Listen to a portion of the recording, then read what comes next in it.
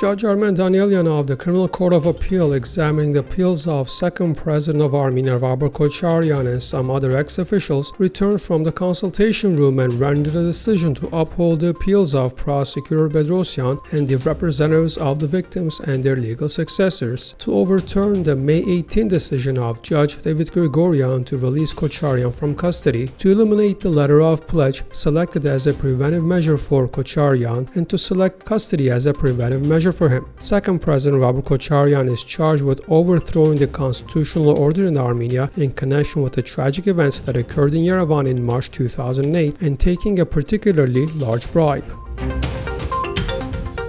The Venice Commission authorized the preparation of an urgent opinion on the reform of the judicial code of Armenia. The decision was made during the plenary session of the Venice Commission on June the 21st and the 22nd. The document released as a result of the session says the Commission was informed on recent constitutional developments in Armenia, including on the recent public declarations regarding the sitting members of the Constitutional Court. The Commission asked the President to follow the situation closely with a view to making, if appropriate, a public statement in this respect. The Armenian Parliament on Tuesday adopted a contentious package of tax reforms in the second reading. Accordingly, from January 1, 2020, Armenia will switch to a new tax system. The tax on income, regardless of the size of wages, will be set at 23%, and until 2023, the rate will gradually decrease to 20%. At the same time, the government envisages a gradual return to the previous conditions of the cumulative pension system, whereas citizens will deduct not 2.5% but 5%.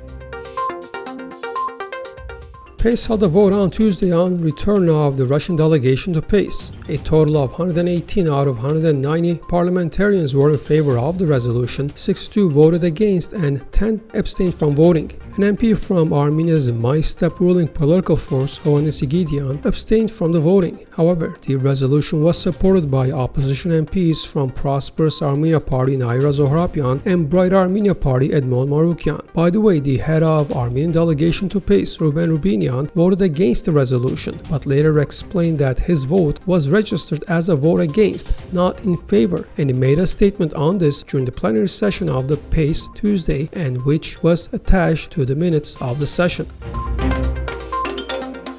Upon the decision of a capital city Yerevan City Court, the proceedings of the case of Robert Kocharyan versus Nikol Pashinyan have been dropped based on the fact that the plaintiff discontinued the claim. The court announced its decision on Tuesday and decided to confiscate 200,000 drams from the plaintiff as compensation for court costs. On September 17, 2018, second president of Armenia, Robert Kocharyan, applied to a Yerevan city court with a demand to defend his honor and dignity from publicly expressed slander after the statements by Armenian Prime Minister Nikol Pashinyan.